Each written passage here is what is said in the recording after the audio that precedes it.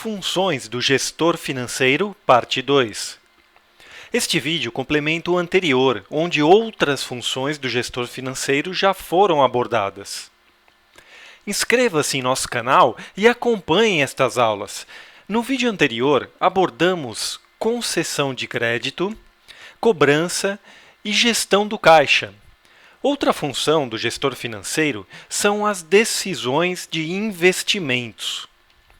Baseado no capital que a entidade dispõe, o administrador financeiro precisa tomar dois tipos de decisões de investimento: decisões de poupança e decisões de investimento de longo prazo. Os investimentos em poupança são feitos no mercado financeiro, enquanto os investimentos de longo prazo são geralmente em ativos reais, tais como máquinas ou reformas. O investimento em ativos financeiros, geralmente decisões de poupança de curto prazo, envolve análise de aspectos como risco, expectativa de retorno e prazo. Compete ao gestor analisar estas variáveis para optar entre um ou outro tipo de investimento, entre os disponíveis no mercado. Geralmente, o maior retorno de uma aplicação acompanha um maior nível de risco. Porém, o gestor pode optar por um outro investimento de menor risco e retorno em função, por exemplo, do fator prazo, que poderia ser menor, mais curto. Prazo este que guarda estreita dependência com as necessidades de caixa da organização. A gestão do caixa também é função do gestor financeiro, já que ambas funções se relacionam para a devida programação de suas atividades. Mais importante do que as decisões de poupança são as decisões de investimento de longo prazo, visto possuírem estreita relação com os objetivos da empresa e geralmente feita em ativos reais. Por exemplo, quando uma escola compra computadores para que seus alunos possam estudar. Decisões estas chamadas de orçamento de capital. O gestor deverá analisar os mesmos aspectos de risco, retorno e prazo, porém sobre outros pontos de vista.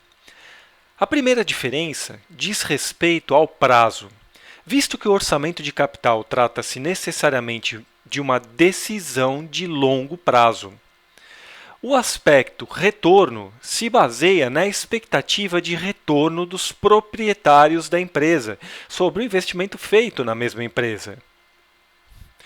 Uma ou mais propostas de investimento são enviadas ao gestor financeiro para que ele analise qual delas é mais vantajosa para a empresa, dentro das características específicas da organização nestes itens discutidos. A gestão de custos e preços é o acompanhamento feito pelo gestor financeiro dos atuais custos dos produtos e ou serviços oferecidos pela empresa, bem como seus respectivos preços de venda. Dois dos elementos usados para se apurar a lucratividade de, por exemplo, um produto ou serviço. Um dos elementos que podem ser bastante representativos no investimento de uma empresa são os estoques, que merecem uma análise separada por parte do gestor financeiro e dos responsáveis pela produção.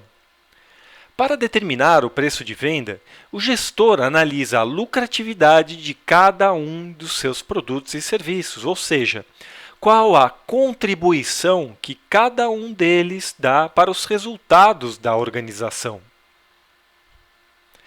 Captação de recursos. É muito comum que a empresa tenha propostas que se adequem às suas expectativas de retorno, porém sem o devido capital para implementar todas elas. Nesta situação, o gestor pode buscar outras fontes de capital fora da organização para que estas propostas se materializem. Esta operação é chamada de captação, quando novos recursos são direcionados ao caixa da organização, de modo a sustentar os investimentos previstos. Esses recursos podem ser enviados de três formas: quando a empresa vende ativos, transformando seu valor em dinheiro, quando os sócios enviam valores adicionais para a empresa e quando algum empréstimo é obtido, com um banco, por exemplo.